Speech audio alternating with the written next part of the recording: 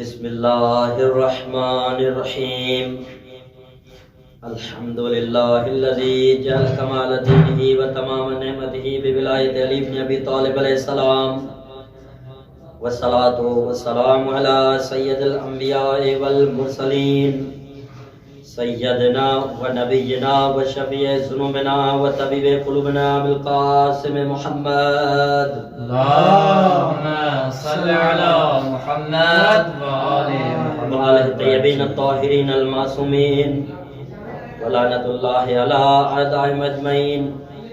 اما بعد فقد قال اللہ تبارک و تعالی فی محکم قرآن المجید والفرقان الحمید وقول الحق وهو اصدق الصادقین. بسم اللہ الرحمن الرحیم قل هل يستوي الذين يعلمون والذين لا يعلمون انما يتذكر اولو الالباب. صلوات محمد وعلى محمد. اللهم صل على محمد خدا مطالبہ کے چار معصومین کے صدقے آل محمد کی عزت و عظمت کے صدقے ہم سب کی یہ قلیل عبادت اپنی بارگاہ اقدس میں قبول منظور فرمائے. وانی کی جانب سے یہ محفل کا انعقاد کرنا اپنی بارگاہ اقدس میں قبول منظور فرمائے. آپ اپنی تمام حاجات شرع کی قبولیت کے لیے اور اپنے وقت کے امام الزمانہ کی جلزوم کے لیے باواز بلند صلوات. اللهم صل على محمد وآل محمد. ماہ مبارک رمضان کا انتہائی اہم اور بابرکت مہینہ ہے اور اس مہینے میں ہمارے امام دوم امام حسن مجتبی علیہ السلام کی ولادت و سعادت کے بھی ایام جو قریب ہیں، تو امام حسن مجتبی علیہ السلام کے حوالے سے چند عرائض پیش کروں گا. وقت مختصر ہے لیکن اس سے پہلے ایک مقدمہ آپ عزیزان کی بارگاہ میں بیان کروں گا. ممکن ہے یہ مقدمے میں ہی میرا وقت تمام ہو جائے لیکن کوشش کروں گا. تو یہ ہم محفلیں، یہ مجالسیں، یہ جشن ہم انعقاد کرتے ہیں اور اپنا تعلق ثابت کرتے ہیں کہ ہمارا تعلق اس قبیلے سے ہے اور ہم یہ ذکر جو کرتے ہیں کبھی بھی چھپ کے نہیں کرتے. یہ سریعام ذکر کرتے ہیں، چاہے وہ ہماری محفل ہو، ہماری مجالسیں ہو، ہمارے جلوس ہوں، یہ سارے ذکر اہل بیت کے نام پر جو ہم منعقد کرتے ہیں وہ سریعام کرتے ہیں، کبھی بھی چھپ کے نہیں کرتے. توجہ ہے.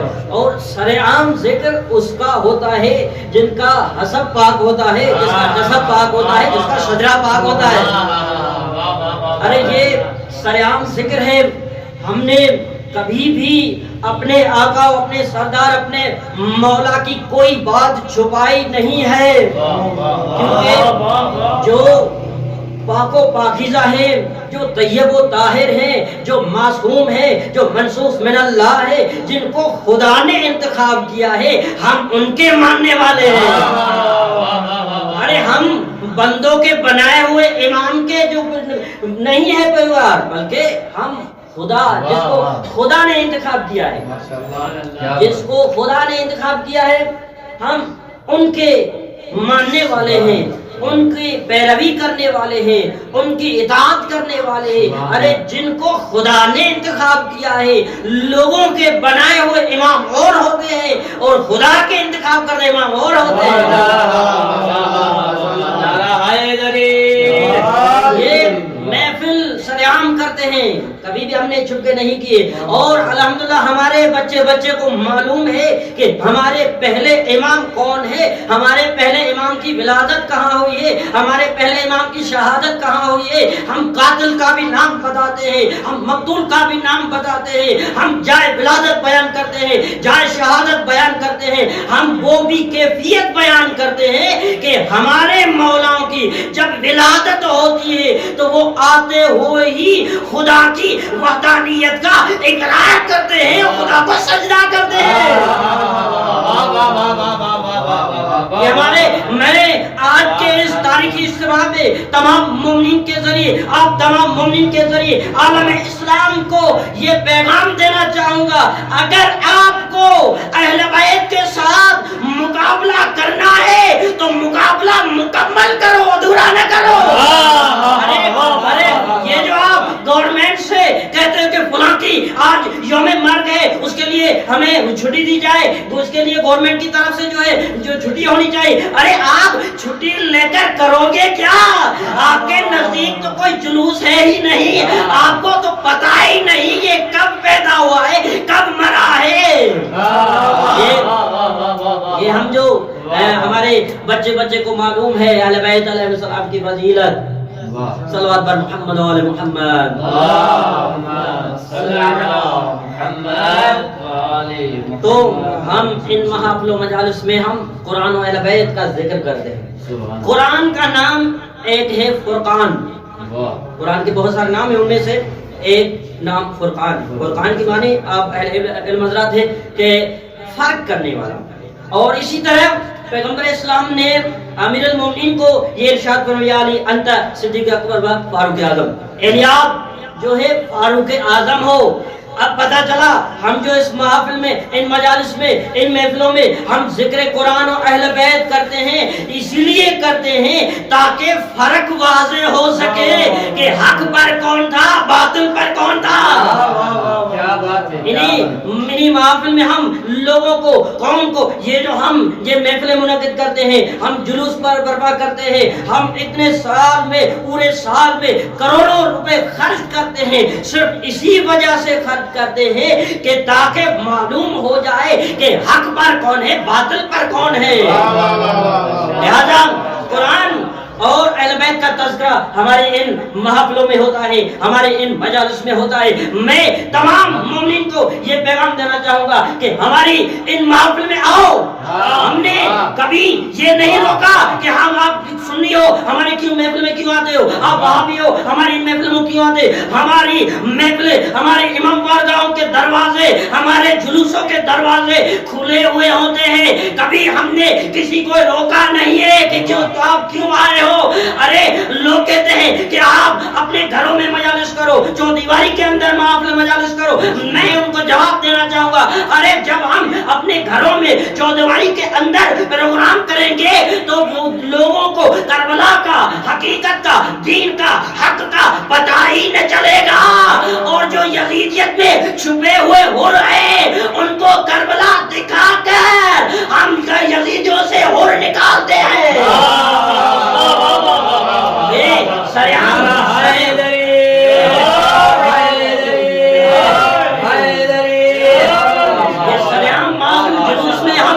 لوگوں کو کربلا کا ایک تصویر دکھاتے ہیں کہ دیکھو حقیقت یہ ہے کہ شاید آج کے دور میں بھی کوئی حر ہو تو حر کے لیے حسینیت والوں کو جو ہمیں دروازہ کھول دیا ہے، کبھی ہم نے حر کا دروازہ بند نہیں کیا ہے۔ صلوات بر محمد و آل محمد۔ اللہم صلی علی محمد۔ تو جلدی سے میں گزرتا ہوں کیونکہ اچھا تو اسی لیے کرتے ہیں تاکہ حق واضح ہو جائے، اور قرآن نے بھی یہی کہا، کیا خبیث اور طیب برابر ہیں؟ اسی طرح دوسری آیت میں کہا کہ قل هل يستوي الذين يعلمون والذين لا يعلمون انما يتذكر اولو الالباب، کہ کہہ دیے کہ کیا جس کو علم دیا گیا ہے وہ اور جس کو علم نہیں دیا گیا وہ برابر ہیں؟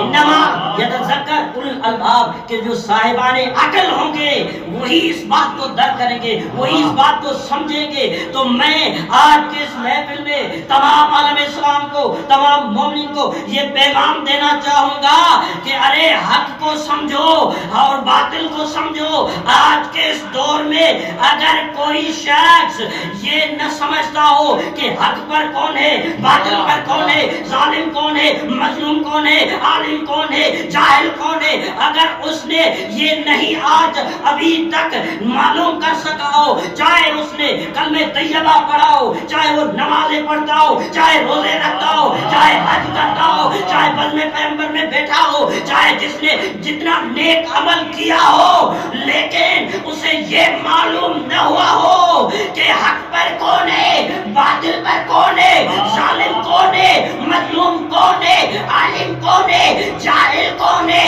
اسے یہ پتا نہ ہو، اس نے ساری زندگی بندگی کی ہو لیکن اسے یہ معلوم نہ ہوا ہو، تو وہ اس کی زندگی بندگی نہیں، زندگی شرمندگی ہے، اس کی زندگی بندگی نہیں ہوگی۔ کیوں؟ کیونکہ اسے یہ معلوم نہ ہو سکا کہ حق پر کون ہے، باطل پر کون ہے، ظالم کون ہے، مظلوم کون ہے، عالم کون ہے، جاہل کون ہے۔ ارے قرآن نے یہی تو ہمیں بارہا کہا ہے کہ جو عقل والا ہوگا، صاحبان عقل کو قرآن نے دعوت فکر دی ہے کہ جاؤ دیکھو، صاحبان عقل ہوگا وہی اس بات کو سمجھے گا۔ صلوات بر محمد و آل محمد۔ اللہم صل علی محمد و آل محمد وعجل فرجہ۔ ایک بحث کہ آج کے اس دور میں کوئی خبیث اپنے آپ کو خبیث کہلانے کے لیے تیار نہیں، جاہل اپنے آپ کو جاہل کہلانے کے لیے تیار نہیں۔ اگر وہ جاہل مان لے گا کہ میں جاہل ہوں تو مسئلہ ہی حل ہو جائے گا۔ جاہل اگر کہے کہ میں جاہل ہوں تو وہ مسئلہ ہی حل ہو جائے گا، پھر تو فتنہ اٹھے گا ہی نہیں۔ ارے جو کم پڑھ کم علم ہوگا وہی کہتا ہے کہ میں بڑا عالم ہوں، تو اسی لیے تو مسئلہ اٹھتا ہے۔ تو آج کے دور میں خبیث اور طیب کی پتہ ہی نہیں چلے گا۔ آج کے دور میں عالم اور جاہل کا کوئی پتہ ہی نہیں معلوم ہوگا کہ جاہل کون ہے، عالم کون ہے، خبیث کون ہے۔ کیوں؟ کیونکہ ہر کوئی اپنے آپ کو اچھا رنگ دے رہا ہے کہ میں طیب ہوں، میں عالم ہوں، میں مظلوم ہوں، مجھے ظلم سے نفرت ہے۔ وہ لفظ تو کہتا ہے کہ میں جاہل نہیں ہوں، میں عالم ہوں، لیکن اس کے عمل اور کردار سے ثابت ہے کہ اس کا تعلق ابو جہل سے ہے۔ بس میں گفتگو تمام کر رہا ہوں، توجہ رہے، میں گفتگو تمام کر رہا ہوں، توجہ میں طرف۔ تو اب کے دور میں تو کیسے پتا چلے کہ حق پر کون ہے، باطل پر کون ہے، اور عالم کون ہے، جاہل کون ہے؟ تو یاد رکھو ہمارے مکتب کی، ہمارے مذہب کی ترجمان کتاب تمام شیعہ سنی مومن کو، میں سیام تمام مومن کو یہ پیغام دینا چاہ رہا ہوں کہ ہمارے مکتب کی سب سے بڑی کتاب، ہمارے مکتب کی ترجمان کتاب، ہمارے مکتب کی اہم کتاب قرآن مجید ہے۔ سن لو قرآن والو، جنہوں نے نعرہ لگایا کہ ہمارے لیے قرآن ہے، ارے یہی قرآن ہمارے لیے ہے۔ اس قرآن سے ہمارے مکتب کے تمام احکامات ثابت ہے۔ آؤ قرآن کی جانب چلتے ہیں، قرآن کی جانب چلتے ہیں۔ قرآن میں ہر تمام خشک و تر کا ذکر ہے، قرآن میں ہر چیز کا ذکر ہے، قرآن میں ہر مسئلے کا حل ہے۔ مسلمانوں، یہ ماہ مبارک رمضان چل رہا ہے، لہذا یہ قرآن کا مہینہ ہے۔ قرآن کو پڑھو، قرآن کو سمجھو، قرآن کا پیغام لوگوں تک پہنچاؤ، یہی پیغام الہی ہے۔